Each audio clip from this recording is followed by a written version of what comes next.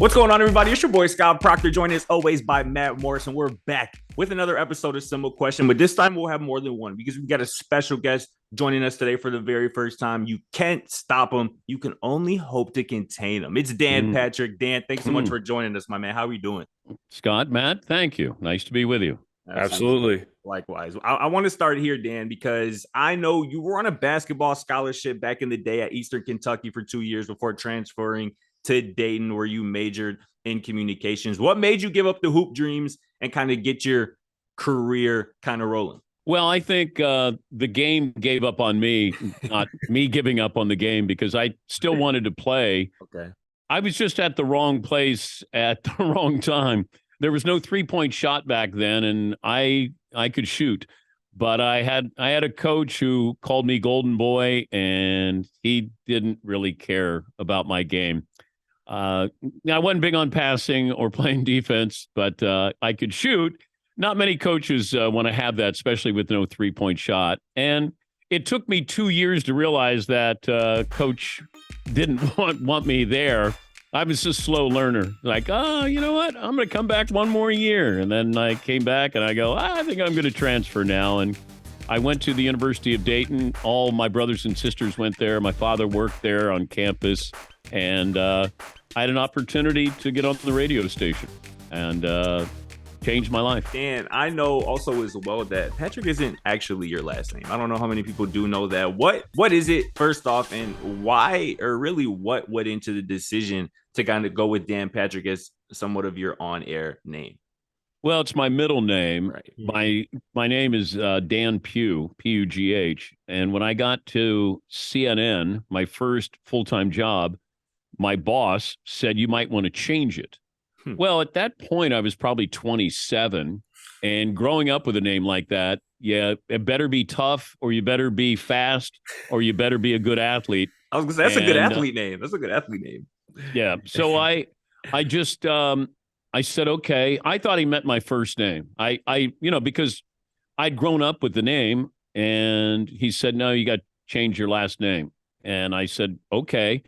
And I just took my middle name. But, there's part of me that you left something behind, and I regretted it. I understood it, but I regretted it because, my brothers and sisters share that name and a lot of relatives. But I did what my boss said to do and never really looked back. No, I mean, we get it. Definitely have to listen to the boss sometimes. And, Dan, you've had such an amazing career doing interviews and talking to so many people. Do you have an interview that stands out in your mind that you always look back on, or do you have a favorite interview? No, there's probably too many. And with each one, I could probably look back and say I could have done it different or better. I've been very fortunate to have fun conversations. I try not to interview. I try to have a conversation. I try to get you talking, and therefore I feel like I can get something that might be new to the audience, or maybe it's new to the person that you're interviewing, that they share something with you. And whether it's talking to Charles Barkley or Reggie Miller or Shaq, or, we can run down the list of people that we've had on the show, and not just athletes, but musicians and actors. But it's the same approach, and that's to get you talking. I want you to have a conversation so the audience feels like they're eavesdropping on you. That's my goal, and haven't had the perfect interview, but that has not stopped me from pursuing it. I think we can all agree on that, and definitely trying to pursue that as well. And, you've been so good at catchphrases, dare I say, in Fuego, on fire with catchphrases. How have you come up with them? And do you have like one that when you came up with it, you're like, oh, that's a good one. Like, I'm really proud of that. Well, we came up with it. We didn't know when I did SportsCenter with Keith Olbermann, we sort of did it to entertain ourselves because we didn't know, there was no social media. We didn't know what the audience size was. We tried to make each other laugh or the camera people. That was it. And if you're doing highlights, and, we probably did more highlights than anybody, and you're trying to dress them up. Sometimes it'll be the Cleveland Indians and Milwaukee Brewers and, Pat Listash and Kenny Lofton going at each other. And what do I say? Well, can I add something to it? But I always wanted a catchphrase to be something that didn't really interrupt things. It would always, I liked a one-word catchphrase where it's a home run, it's gone. The whiff for a strikeout. The one time I did, you can't stop him, you can only hope to contain him, was Benny DiStefano. I think he played for the Astros, and he hit a triple. And I had to come up with information for Benny DiStefano to get to third, and I just remember it rattling around the right corner and go, you can't stop Benny DiStefano. You can only hope to contain him. And I think, at the time, Oberman looked at me like, oh, that's new. Like, what was that? I surprised myself there. In Fuego, that was just, I was bored. Marv Albert was doing the NBA Finals, and he kept saying that Sam Cassell was on fire. And I thought, well, what's this? Can I use another word there? And cameraman said, well, the Spanish version is El Fuego, which wasn't true. That's the fire. And I started saying El Fuego. And I remember a Spanish teacher in Pennsylvania said, I think you mean to say En Fuego. And then I just started saying En Fuego after that. But you're just looking to spice up a highlight a little bit without intruding on it. And that's why I usually have one or two words for a catchphrase. And that's why you're one of the best at this. Always, Dan Patrick, for sure. Obviously, we got to talk a little bit about, your time at ESPN. Obviously, you left the company in 2007 after just a legendary career with ESPN. And many people had their own kind of reasons why that happened. I want to ask what kind of went into that decision for you, and if you've ever had kind of moments since where you've kind of regretted or, wish things kind of would have went differently.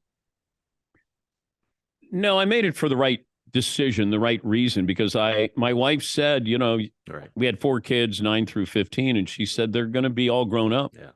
And I was working so many hours at ESPN, and I was so selfish that I didn't think about what the bigger picture was. And if she of course understood it.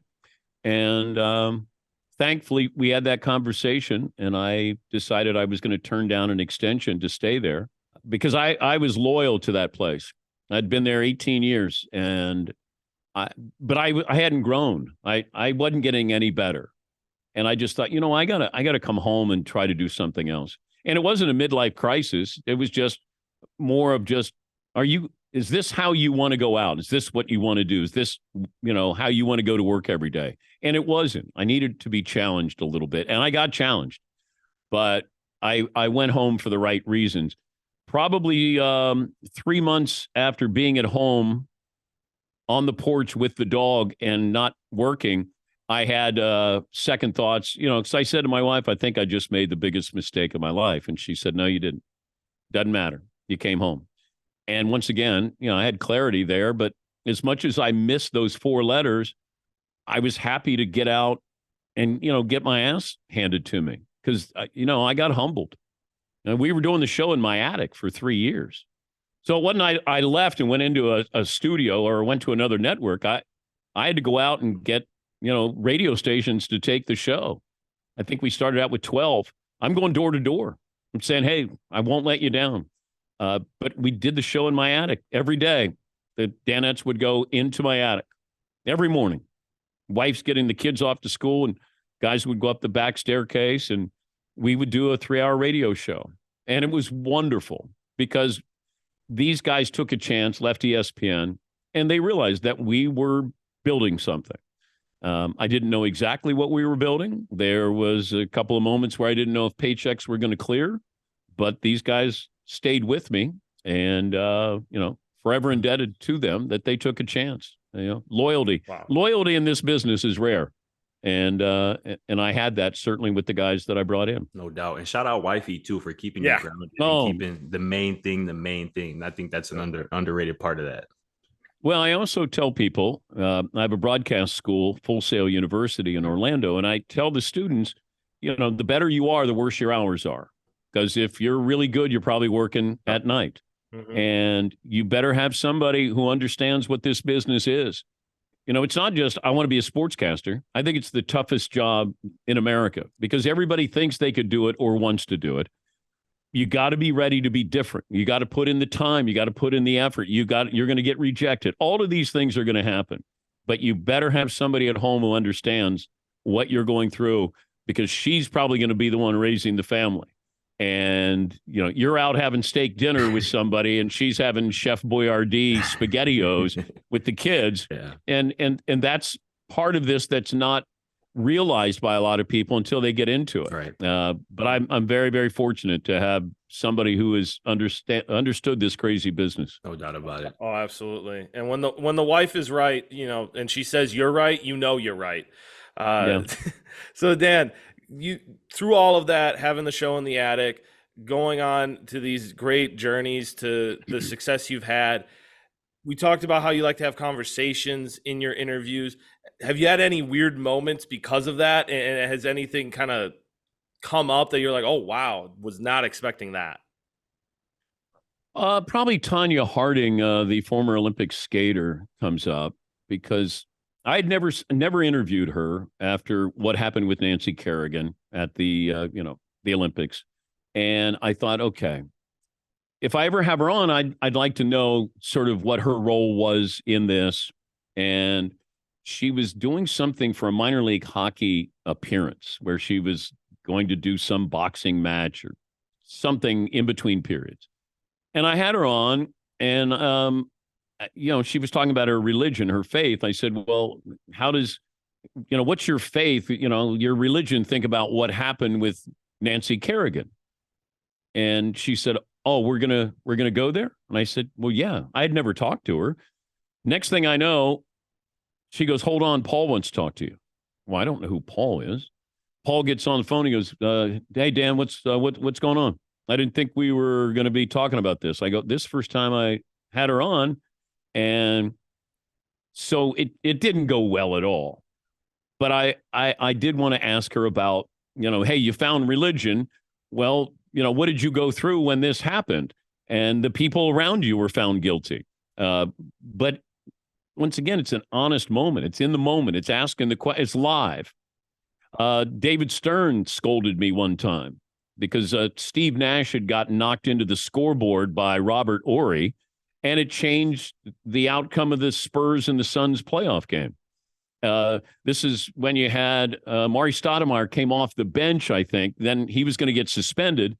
And I was saying to the commissioner, I said, you're going to suspend him, and he had nothing to do with this.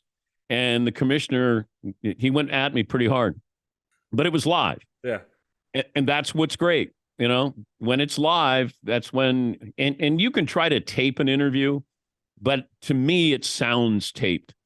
Live, it feels different if I'm listening to it. And that was one of those where, and I had a great relationship with the commissioner. I loved him because he lets you know exactly where you stood. Yeah. Ask a question, get an answer.